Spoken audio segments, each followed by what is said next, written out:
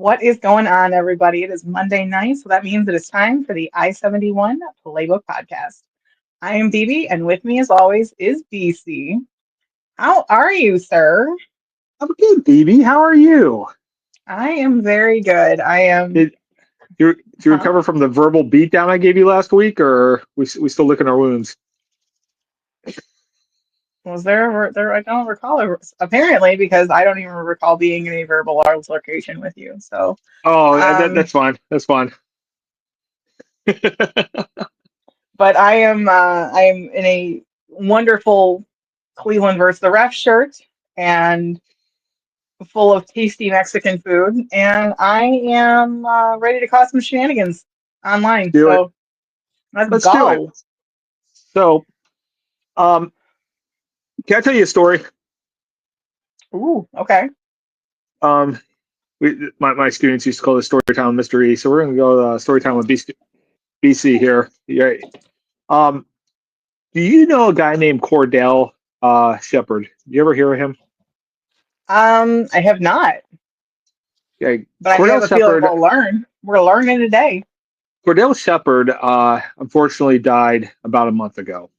Um, Oh, he lived in the Cleveland projects, and he okay. lived in an apartment called the Rainbow Terrace Apartments. And Okay. there was an explosion. Oh In no. this explosion, 40 families were displaced. Numerous Oh, people had to go to the hospital, I did hear and about this. Cordell Shepard went back in the building, successfully saved his two stepchildren, and died due to his exposure to the fire.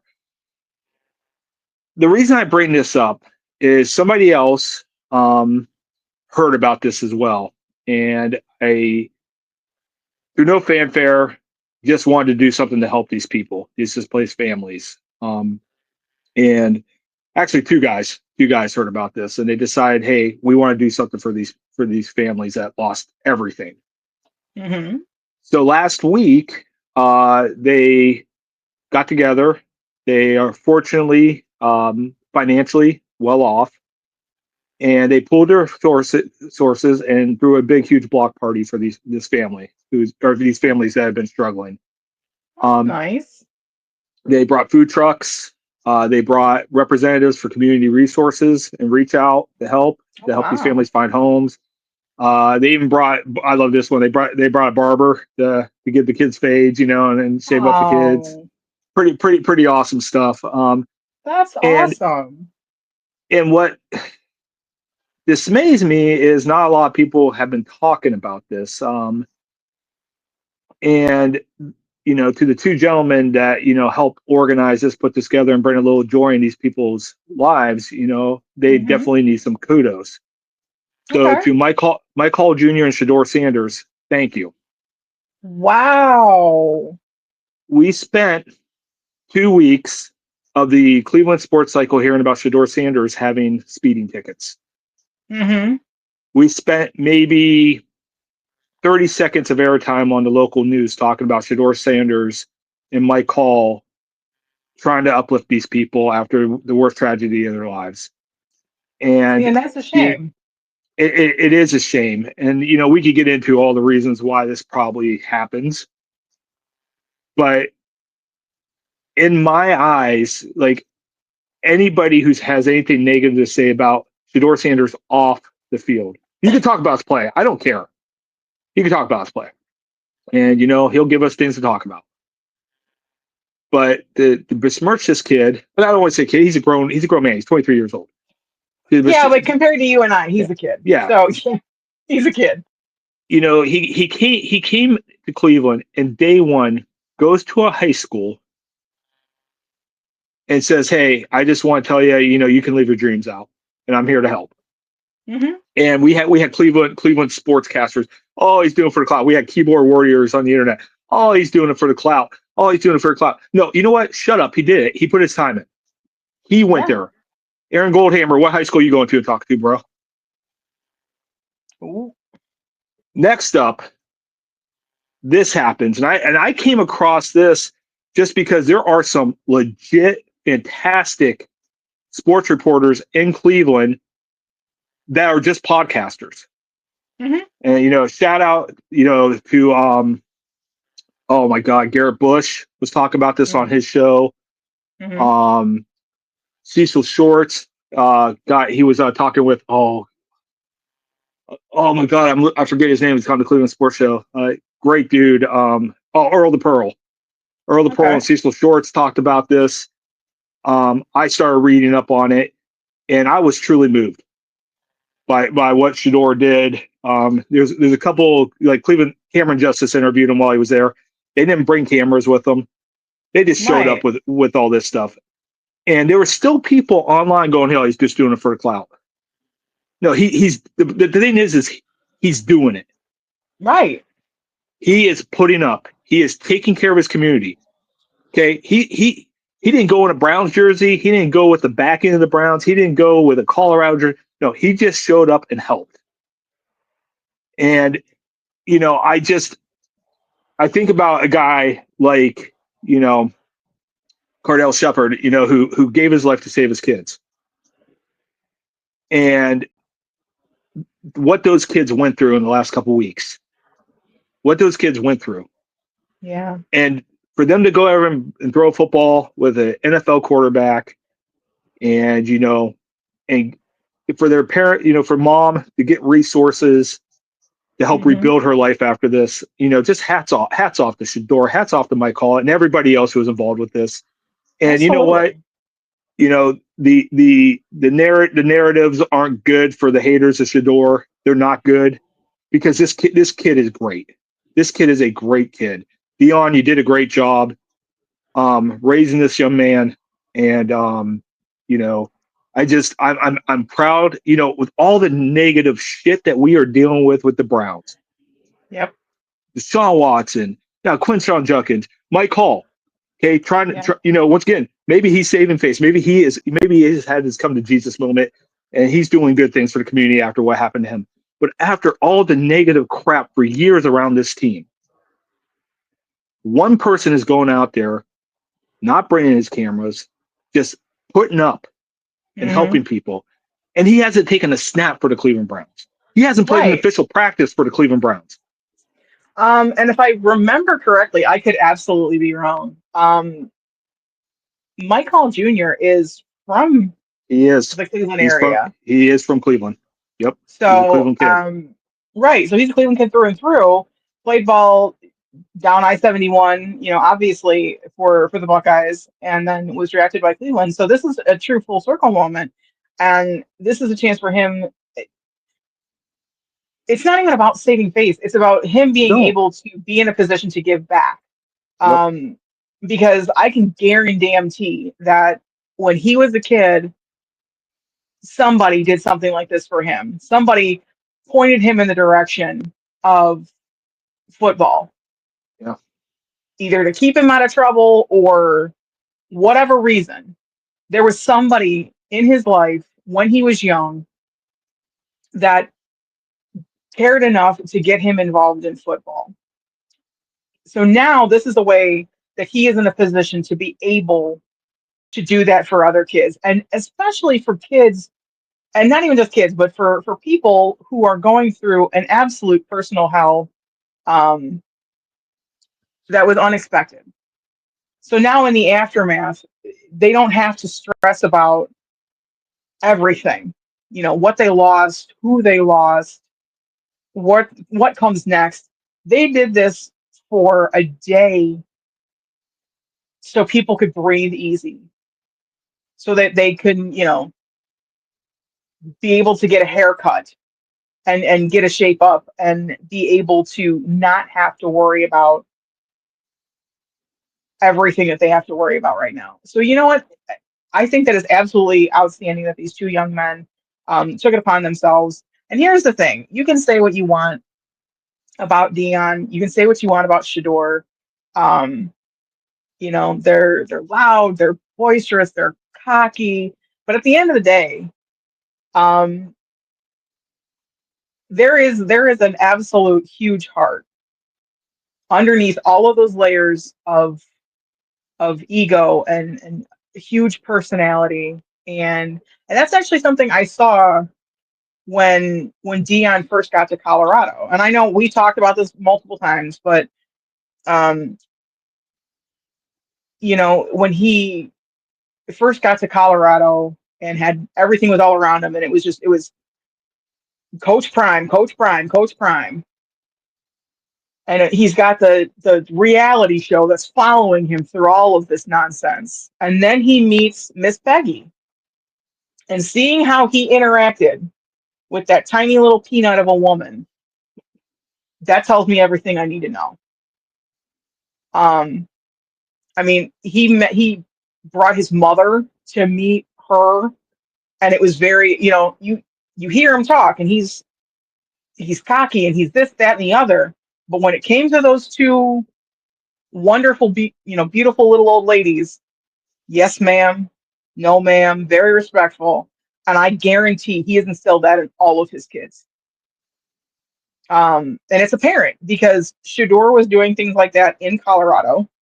He's done it since he's got here, and now he's, you know, giving back to a community that, you're right, he has not taken a professional snap in, and he's already hitting the ground running, giving back. I think that's fantastic, and I do think because the Cleveland media, and it's not even just the Cleveland media, it's literally sports media in general. They just want to focus on when you screw up. If Clicks. They just want them clicks. right, they do, and it's and if you're not manufacturing the story for those clicks and whatever, how many articles did we see when Shedeur got his speeding tickets? Which, okay, again, and we said it before, you're a 22-year-old dumb shit kid. You and I both did stupid things when we were 22 years old. Absolutely. We just didn't have a multi-million-dollar contract where it was highlighted. I was gonna say another thing. If the play backs up the character of this kid, Cleveland, I'm telling you, it's going to be a fun decade. It's going to be, for the first time in a while, it's going to be a great decade to be a Browns fan. If this kid can do this on the field, like you can't make a better representation for what the Cleveland Browns should be than what this kid can do.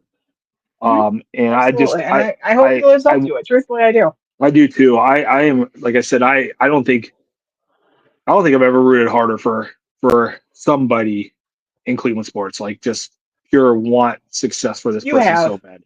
No, that's the thing. Like I don't think you rode hard. You rode hard for Baker. No, I was rooting for Baker. I absolutely, but and you know what? Once again, what was one of the things I used to love about Baker? Watching him and Emily doing Thanksgiving dinner for the homeless. Watch it, and I always say him and Emily because the Bakers they still give to Cleveland. They do. Yeah, the Mayfields do. The Mayfields has the Bakers. The Mayfields still give back to Cleveland. They give back to Oklahoma. They are now giving to Tampa, which is crazy. Like that, nobody says anything about Baker and still doing stuff for Cleveland, and he does. He's got community outreach here. But see, and that's and it's a double-edged sword because on the one hand, it's good that they're not necessarily highly publicized acts because that means, at least for my opinion, it means they're genuine. Yeah. You're doing it for the right reasons. You're doing it to give back to a community who, in Baker and Emily's case, at one point in time supported you. And a lot of people throughout Cleveland and Browns fans still do. Like I'm watching Baker in Tampa and I'm like, dude, I love all of this for you. I'm so excited. Except when you're playing Detroit, and that's a problem. But that's that point. Because if you're, and it's not just with sports, but if it's anything, if you're doing something to give back or to help other people, do it because you want to. Right. Like if you and I go out, and even if it's something as simple as like holding the door for an elderly couple, or buying a service member that either their meal or a coffee or something, just as a little thank you. It's not prompted. You just do it because you want to do it. that's great.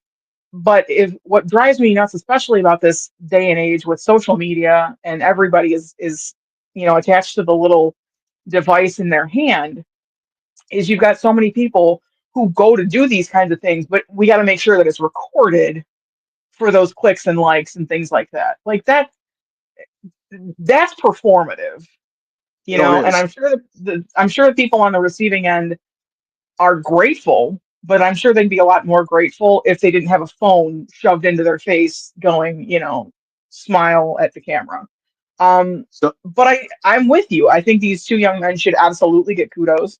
Um, because that's an amazing thing to do for people who have literally lost everything. Um, yeah, and being in the I, I position to be able to do that, that's fantastic.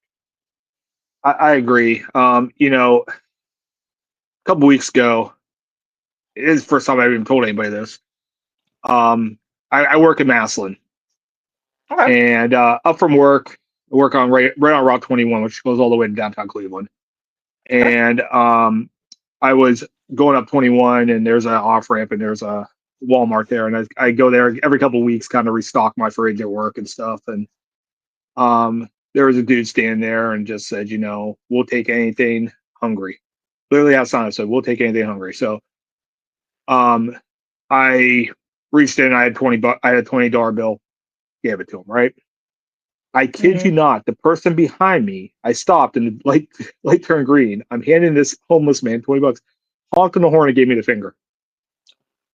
And I said, See, and this guy couldn't have been more thankful. And I said, I wish I could do more for you, man. I really do. mhm. And a guy behind me literally gave me the finger for stopping him to help somebody. It was just like, it Yeah, is such and the only reason I bring this up is because it is such a picture of what this world is right now. You know, it really is, and that's something I, that you and I could be on. That's a whole yeah, different pod. we, But we could go on, and I mean, it's reflected in who we elected president. It's reflected in well, our stand-in in the world. It's reflected. We have right now. We have a thing for mean people, we and are the and that's world's full of just mean real people right quick. now. It is, and honestly, just real quick because this is a rabbit hole that Yeah, we again you don't could need to hear go all night down, but long. yeah, Um, Point blank and period, I blame the pandemic. I mean, because I've said this before in multiple things. People have gotten way too comfortable um online and being keyboard warriors and saying whatever they want to say, whatever kind of craziness and like nonsense that they want to Shador say. Sanders is And doing this for clout, right? Like right. that. So you can sit on your laptop or your tablet or your phone and just and pop off with whatever um comes into the front part of your brain, but and bypasses the valve that says, maybe we don't. Um, but people are too comfortable in doing that and not getting popped in the mouth for it. Like Oh, absolutely. They want to far say too comfortable. amazing what people wouldn't say to your face. They're when they're anonymous online, they'll say to you. Oh yeah. Um, Oh yeah. I mean, you I know, this real quick, like I've done pinup for the past 5 years, so and then being a bigger woman, not the stereotypical cheesecake pinup. I've got curves, I've got tattoos. I do bake, but that's beside the point. But when I go on, social media, and for a while I had all of my social media set to public, and some of the comments that I would get just out of nowhere were wild, and I'm just like, run into me anywhere, and I bet you anything you would not have the balls to say what you just said. and I Like, like to warn anybody. BB ain't the one you want to mess with because she will throw hands. I'm just letting you know. She will throw they are hands. rated. Listen, Linda, they are rated E for everybody. I Um, was and it's this not this even. It's not even. I don't even have to throw hands because I'll cut you yeah. down with the words like that. That'll, and I'll do it with a smile on my face. So um I don't know if you did yet. Have you seen Superman? I have not. Okay. I feel like I should, because It's, I am home and it's shot here. I so I should know see it. we talked about. I couldn't remember if you'd seen it since we talked. No, Um, I haven't got a you know, chance. I should. the whole thesis of the movie is it's okay to be a good person. Like literally in a world full of horrible people. Um, it's okay to be a good person and help others. And that's Superman's biggest struggle is he just wants to help people. Hmm. He just wants to help animals. He doesn't want anybody to die. Like he's just there trying to help people. And the cynicism of the world, which is what we're living in now. I mean, Oh yeah. James Gunn James Gunn is amazing how he could take something because when you watch Superman, it's like literally watching the comic book. It's so beautifully written and produced and directed. The cinematography is incredible in it because it feels like you're watching a comic come to life. And for James Gunn to do that, yet deal with the themes, like he gets to the heart of the problem of America right Hmm. now. And it's the same thing we just talked about with Shador. We want to focus on some speeding tickets, some guide TD speeding tickets. Good self edit there. I Um, like it. I wish I had that ability, but he wants to. We want to focus on some speeding tickets or a kid driving too fast twice in a week. right. And then what's he do? He takes his wealth, he takes his influence, and you know what he does with it? He uses it for good, just like Superman. Hmm. And that is you know we need more stories like that. I remember during the pandemic, my favorite thing to watch on YouTube was by John Krasinski. It's just called Some Good News. You can still go on Okay. YouTube and watch it. They are wonderful, and all he did was report on good things and deeds that people were doing to help each other. And we Hmm. need more of that. And We absolutely need more of that.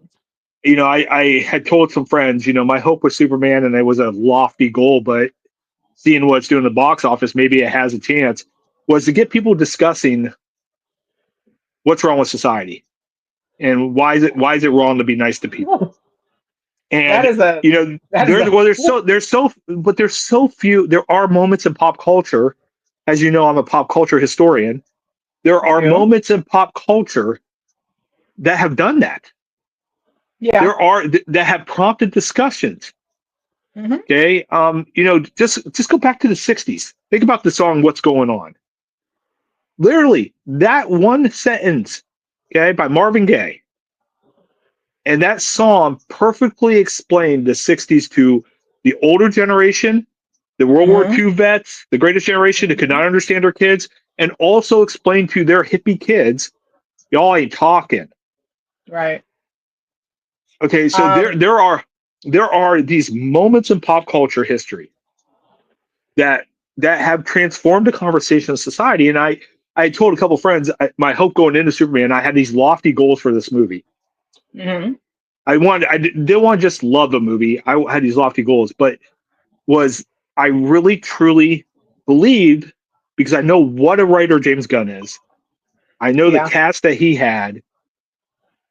I said this might be the movie that can start prompting some conversation. And guess what? It's kind of succeeding. And Good. what once again, all I want more Fedor Sanders. I want more Mike Hall Juniors.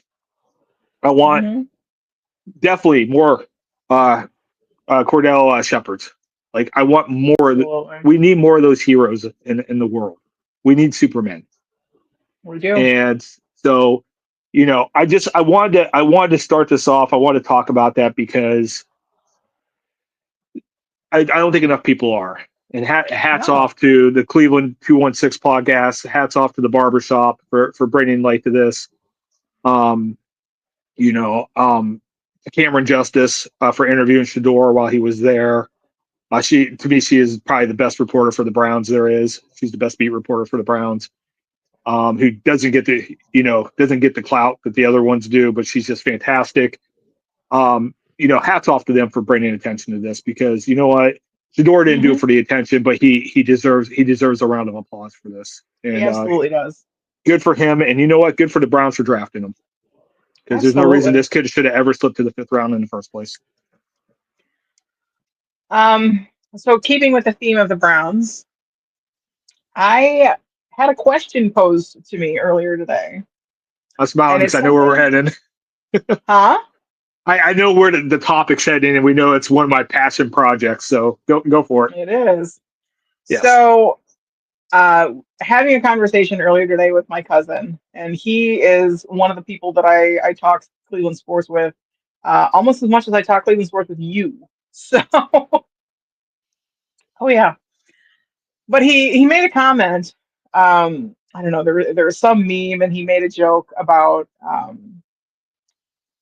that's what Browns fans will look like at halftime week 1 at the Muni Lot. And it got me thinking, the current site of the stadium where, Cleveland football has been played since the team was created in one iteration. 1946. 1946, baby.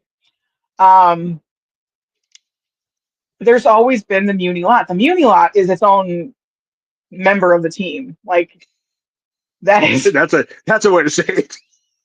It is. I mean, it is an absolute. It is a rite of passage, and it is an experience. One time I went the Muni Lot. So the Muni Lot and the Dog Pound, you have to experience at least once. I one time if you remember it or not, that's going to be the kicker.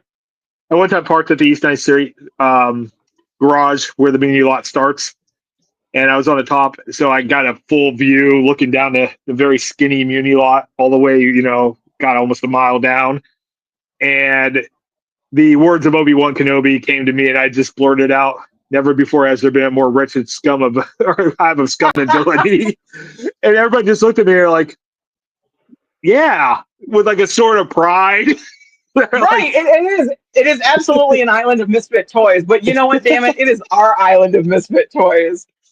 Oh my God. And, yeah. Like, if anybody's watching this, you don't have to buy a ticket. You just have to pay for parking somewhere. Just pay for parking. Just pay for parking somewhere, and just walk the Muni Lot on a game day before it's gone. I know that's where we're heading, but you have to do it. It is a rite of passage. Make sure you have all your shots though, because Anyway, BB, go ahead. I mean, I remember when I was working on the east side, and I would take the Shoreway home, and especially for like a Thursday night game. So these people would line up Wednesday night for a Thursday night game to try and get into the Muni Lot. Like, they literally will get up at the god awful crack of dawn. They're sitting out there at midnight, 1 a.m.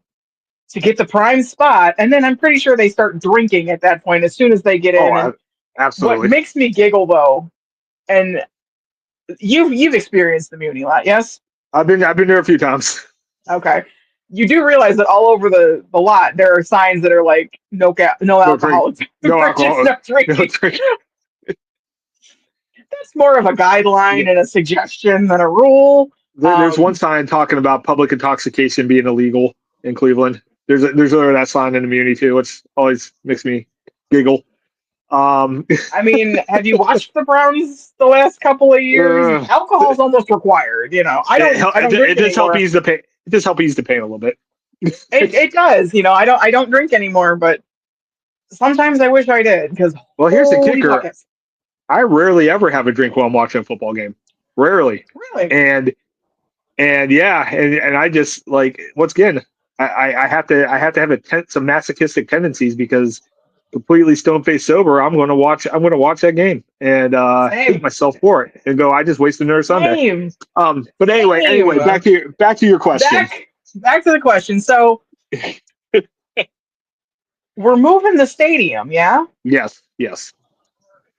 You can't move the Muni Lot, because they actually do use that for downtown parking. No, the Muni's So, going to stay there. right. Are you going to try and do Muni Lot 2.0 So in Jimmy World, or like how is that going to work?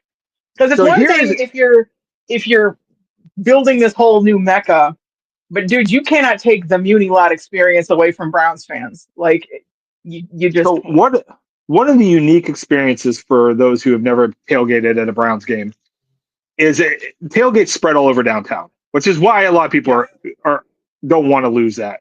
So the Muni right. Lot is only one tailgating. West True. Six, That's like the what's it? epicenter. Yeah, West Six they shut down.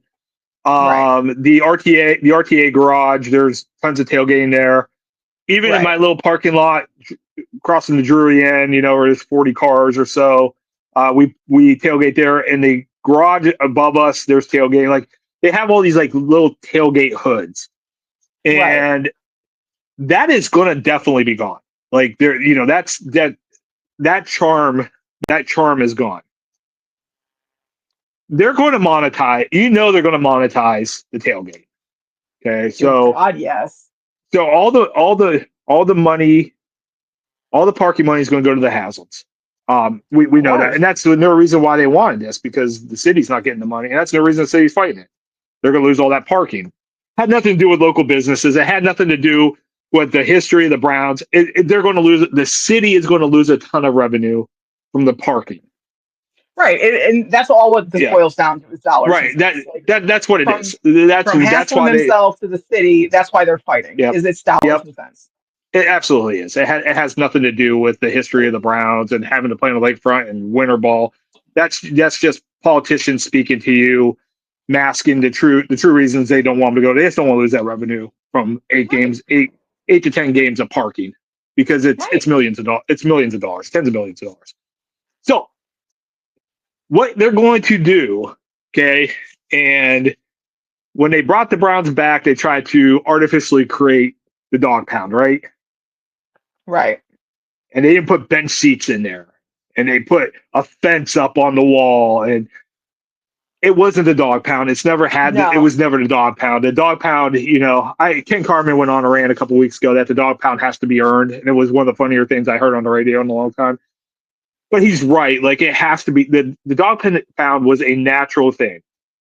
And Literally, that's what made it beautiful, was it because it was just an yeah. organic thing that It just was happened. organic, and it should have died with the old Browns. It really should have. But of course they want to monetize it. They want to sell dog hats. They want to do the whole thing, right? Right. Fine. It's And merchandising. they are building the new building with it's like one straight up section.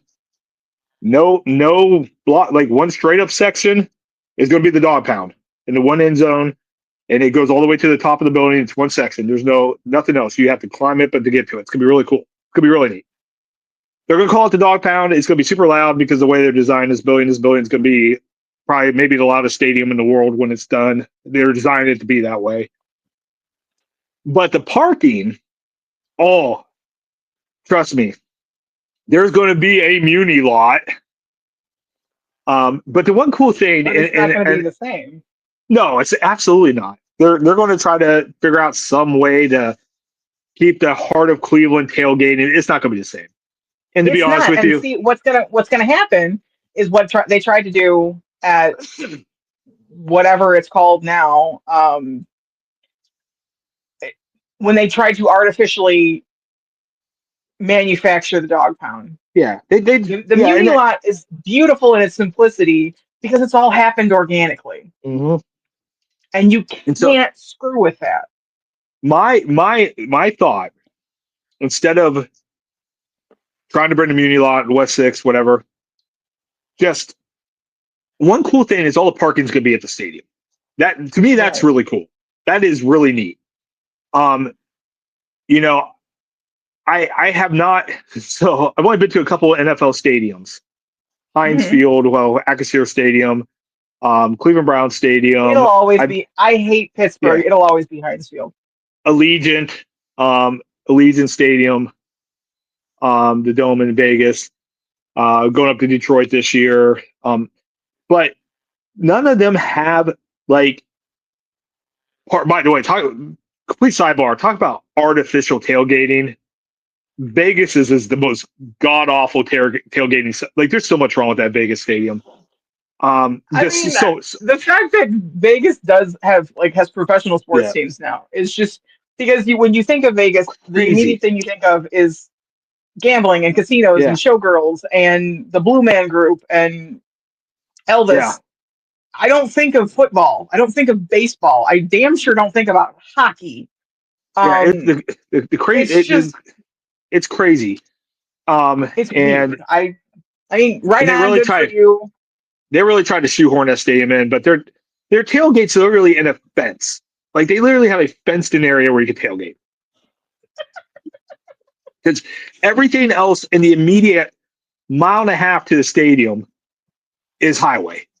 Like, it's literally on Right, the opposite side of the strip. It is a mile walk across the highway to get there. It's a mile everywhere. Well, there's desert here, there's desert there. right. There's nothing here for like a mile to get to Trump Tower. And then you come back over here. Yeah, oh yeah, it's just it. Gross. They shoehorned a football stadium there. They tried to artificially put in tailgating, which is why I don't want the Browns to do that. So what I would Right. suggest to the Browns, because we know the Browns higher ups are watching. What's up, Andrew, Jimmy, D, good to see you. JW, come on the pod sometime, buddy. Anyway, what they need to Hey, do? Catherine. Hey. Just let it organically happen. Right. Let it Don't happen. don't have, oh, this is the Muni zone, and don't have, Yeah. don't try to Don't use the word muni yeah, anything. Like no, you got to call it something else, or just let it happen. yeah, Trust it me, the failed fans will name it on its own. yes, it failed let the fans have this one. Seriously, let the drunkards have this one. No, I'm being dead serious. Let them No. have it. You're going to charge $100 to park at this place. Let them Minimum. let them name it. Let them name it. Yeah. Let them do whatever they want with that area, and let it organically happen. And let this group, all the people at the community lot are a community. They're going to all find their own place. They're going to find their place together at this new stadium. It's going to happen. Just let it. And then for the rest of us non-Cretans out there who just want to watch the football game, let us walk, let us visit, let us have one big huge tailgate around the stadium. Just let that happen. Let it happen organically. Not make us walk mile to mile. Once again, yes, I guess there's a charm to walking to the game and you're all excited. But I can tell you, as a once again, somebody who has made that walk of shame way too many times, it sucks walking back from the stadium to your vehicle after a Browns debacle. It is the worst. It's even worse. Right. So yeah, it's even worse when you have to drive an hour home. Well, yeah, that does suck. You've been drinking since 3 a.m. in the Muni lot. Now it's noon. You're going into the game. You're all pumped up. You can't feel your feet. Everything is fantastic. You go out there. The Browns do Browns things on the field. And then, yeah, that walk back to your car is now 14 miles longer because now you're just at a people that are just shuffling. I could make a comparison to it, and I won't because I even have standards. Yep. You know exactly where I'm going. But it's a horrible walk. And then you had to drive an hour back home. One thing I want to do, it's on my bucket list, and I don't even care if they play Cleveland or not. I want to experience just once. I want to experience tailgating at Buffalo. Yeah. Because their fans, like we have passionate and rabid fans. The Bills Mafia is insane. Like, please, Sandy. They're a totally different breed. And you want to talk about a tailgate experience. I'm not saying I want to jump through a table. No. I just want to just experience it. Just to say that I've done it. Like last month, my person and I got to experience Banana Ball live. I never ever want to do that again. Ever. Oh my God. Like it's fun and the problem is this, there's just way too much stuff going on. Yeah. You know, you've got these guys that are on the field that are attempting to play some form of a game. You've got the rest of the teams that aren't in the dugout, they're actually on the field, and there's like club music playing, and there's players and whatever walking through the stands, and they're playing games, and it's like It's a lot. I don't get super like I don't get overstimulated to the point where I shut down very often. We left like they had a block party in the parking lot, like a after the game and everything like that, where people could stay and whatever. I looked at my guy and I was like, "Get me the hell out of here!"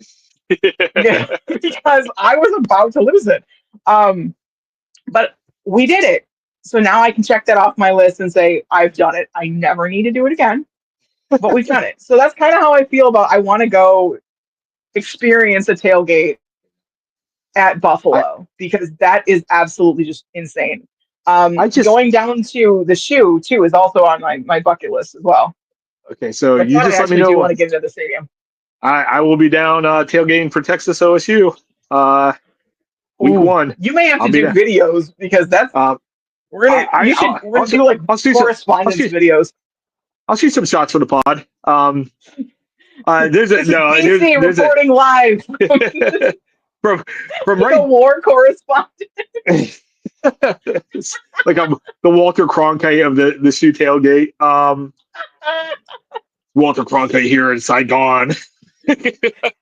Right, like just you're gonna have your one earbud in and reporting live from the Texas OSU game. Lee Corso's farewell.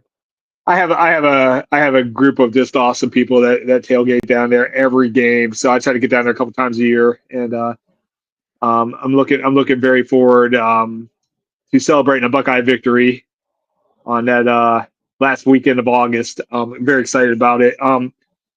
Yeah, I get a couple friends that are actually going to the game. They're like, you going to the game? I'm like, no, just tailgating. Let's go watch the game in a tent on like big screen TVs. It's awesome. Right. It's absolutely awesome. So, but no, I hope with the new stadium, the powers that be just they allow, because the inside of this thing is going to be the dog pound, and there's going to be this section and this, they're going to do all that. Right. And that's fine. You know what? Jimmy's putting up $2 billion. He could do whatever he wants in my book. Like he could do whatever he wants. Right. He's putting up the most money of any owner in the history of sports. Have at it, buddy. Have at it. But if you want the hardcores to accept this, let them make that piece their own. Let them make that parking lot what they want to make it, and just leave it go. Make sure nobody kills each other, but let them have some fun and and do their thing and go from there. Please don't put 5 billion rules. Please don't put 5 billion. Well, they put 5 billion rules on the community lot and it didn't matter. Like there's no cop that's going to. Right. I one time literally saw a cop blading a joint in the community lot. There's cops that are in there. They just don't care. Yeah. Like 15 years ago, we're walking through the Muni and there's a girl and pot wasn't even legal. And there's a girl with a joint and the cop just lit it. And I can remember I literally walked up to him. I'm like, and he's like, I'd rather have her happy than upset. And I'm like, see, and that's the other thing is I was like, the Muni lot is its own little microcosm of. It is like you literally you leave downtown Cleveland and you go into this tiny skinny little parking lot that is absolutely jam packed with trucks and campers and buses and people hitting people hitting people with beanbags trying to play cornhole. Oh, right. Just looking for a board. They brought their own beanbags. Girls dancing on stripper poles on top of buses. I saw that one. That was a good one. It was. They're super excited for the Browns. When we talk about the community lot, you're right. It is. There's nothing legal happening there. It is honestly the best way that I can describe it. If you've never experienced the Muni lot, Um, watch Mad Max Beyond Thunderdome. Like that is the best representation It's not even far because off. you've got no, it's not It's because not even far off. you've got different groups of people that stick Yeah. together and they'll barter with each other and it's wild. So yeah, if you've This never experienced it, post-apocalyptic scene just revolved around it is. It's absolute around madness. beer and football. That is the best way to describe it. It is awesome. Mad Max Beyond Thunderdome. The only thing missing is Tina Turner. We don't need another hero. We do need another hero though. Tina killed it in that movie. She killed it in that Yeah, movie. she She was did. awesome. Yes. Okay, so we kind of wrap up for the week. I think we're going a little short on the pod this week, and that's okay. That is okay because you know what? Okay. We don't really have a lot to talk about. No. So camp starts on Friday. It does. Coming out Monday. So Monday morning, the talking heads, the headlines. What will be the headlines that you foresee? Okay, I'll start because I was ready to go. Okay. Okay, headline number one: Shedeur Sanders shines with the fourth strain. Okay. That's my first one. That's your first one. My first one is Shedeur Sandwich eats a cheese sandwich for lunch. Does not finish his entire drink and opted for barbecue chips. That's gonna be a headline. Guaranteed. Okay. Here's one for you.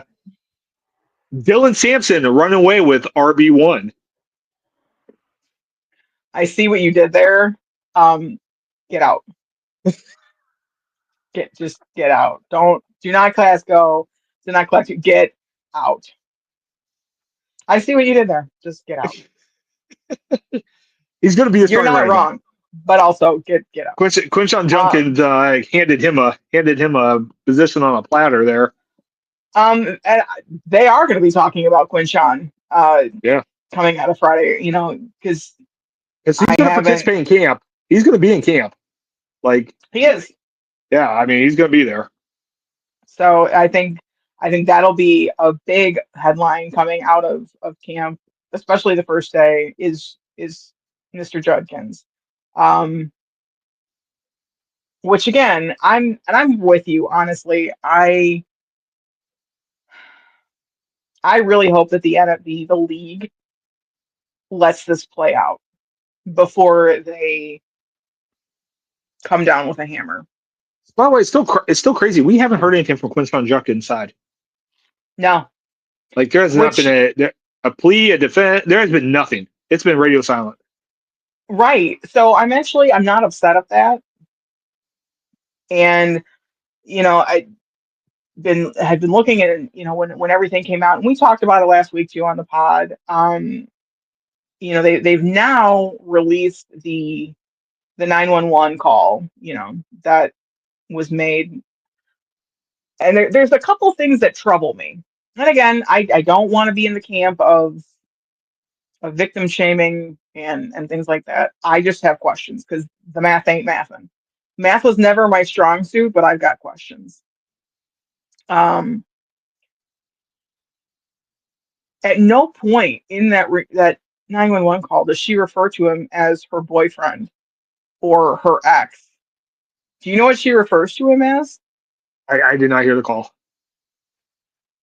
She refers to him no less than I think half a dozen times as a high-profile male. That's weird. That's weird. So once again, we all you and I both share the similar worldview. We believe the woman always, because once again, 99% of the time they're telling the truth. But that sounds very coached. Yeah, like I said, there's questions, and I want to see how this plays out. And again, since he's out on bond and it's a misdemeanor, and his bond was literally $2,500 in a county that does not play about domestic violence, regardless of who you are. Yeah. There's just some questions going on, but I do believe that there will be a lot of headlines focusing on that because to bring it back full circle, the media wants to focus on the negative negative. things. Absolutely. But I think it's good. I think it's good that Quinshon is keeping his mouth shut until this all plays out. Because honestly, what is he going to say as this is all playing out? You know, he can go through and he can say his side, but at that point, then it's going to turn into a he said, she said war. And honestly, the only thing he can come out to is going to be the legal equivalent of nuh-uh, and that's just not going to work. So I'm pretty sure. I mean, he's retained some pretty powerful counsel too. And I'm pretty sure that he said, just keep your head down. Yep. Keep your mouth shut. We'll figure this out. I got two more headlines that I think will come out. Okay. This one is, despite running with the ones, Mason Graham keeps his lunch down. I mean, that's never going to go away. And then, part of me as the Ohio State fan took a little bit of, there was a little bit of a Schadenfreude moment with that. Maybe I had to take a shot at the Michigan kid. And then finally, although I'm rooting for him because he's a Brown now. I am too. He is, Again, I don't care where you went to college. Oh, we're getting a conspiracy corner. Braylon Edwards, are you listening? Oh. We did not hate you because you went to Michigan. We hate you because you couldn't catch a football. Oh my God. So years ago when he played for us and he was an idiot, was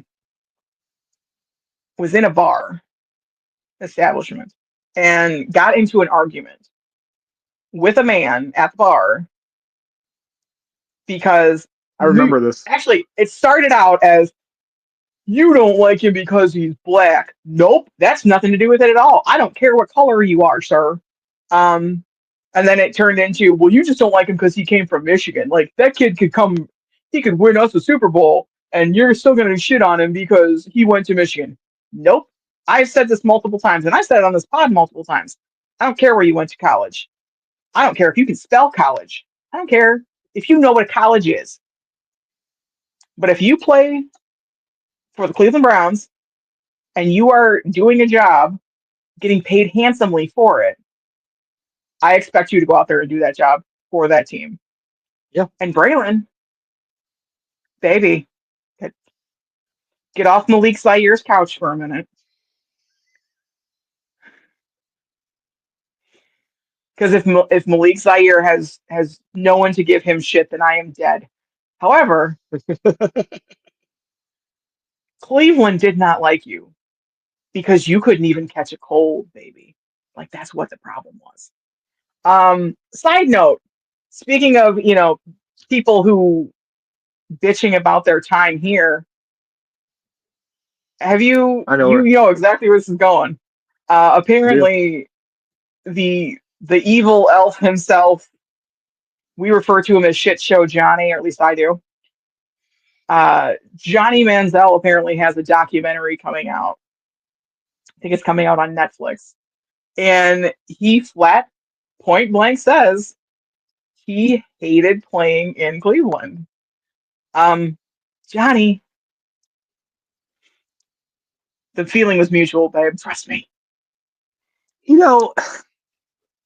Let's go full circle here. There are people who compare Shedeur Sanders to Johnny Manziel. There are people who, with a straight face, try to make that comparison. Shedeur Sanders can read a playbook. One guy literally was an addict while he played here. Yeah. Was an addict.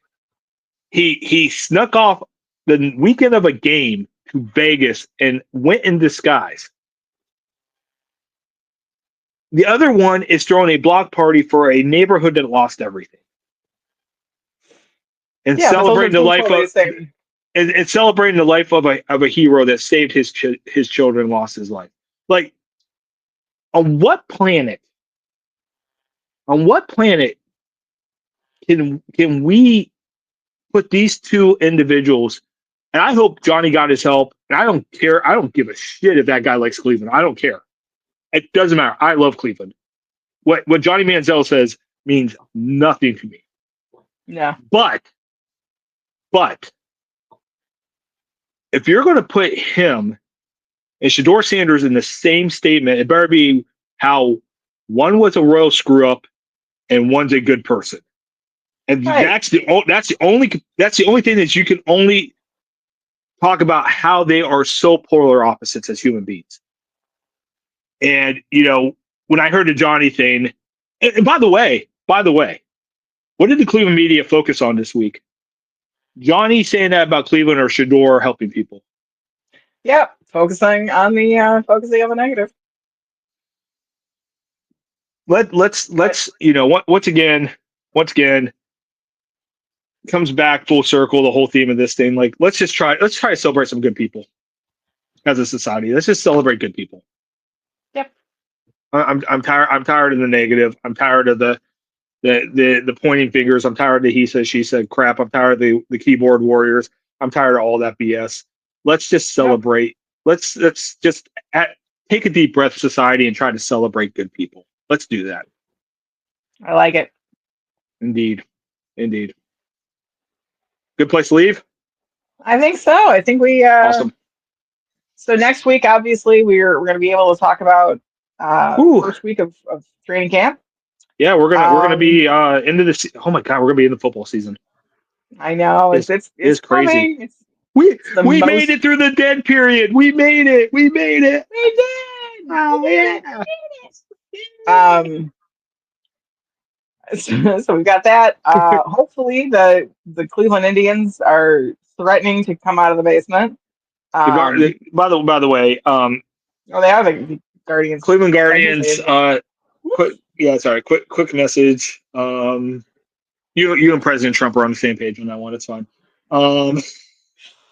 Oh, now I need to go cleanse the palate. I'm gonna go cry in the shower like the crying game. Chris Antonetti, I know you watched the pod just like all the other big wigs in Cleveland. Do me a favor, okay? I just want you to know, like and subscribe. Front office of the Cleveland Guardians. I just want you to know, if you trade Stephen Kwan, I'm out for the year. Like, I don't care if you win the World Series, I'm out. If you trade Stephen Kwan, I'm done. I'm done with the Guardians for this year. I can't. I just can't. Like, I mean, that's we are coming to the trade deadlines. We'll also have some stuff to talk about there. Yeah, so we'll have a little MLB action next week. And absolutely, we're going to be training camp dominated, NFL dominated next week. So yeah, that also means we're 1 week. We're also 1 week closer to college football too. So coming. Hooray! The fake competition for the starting quarterback at Ohio State. Yeah, we'll see. And if you know what I'm saying, you get my reference. I do know. Julian saying it's going to be your quarterback no matter what Ryan Day says. So anyway, he's got all the NIL money, so he's getting a job. So anyway. So yeah, with all of that being said, from the dog pound to the shoe, and all of the good deeds in between, I'm BB. I'm BC. And this has been the I-71 Playbook Podcast. Like and subscribe.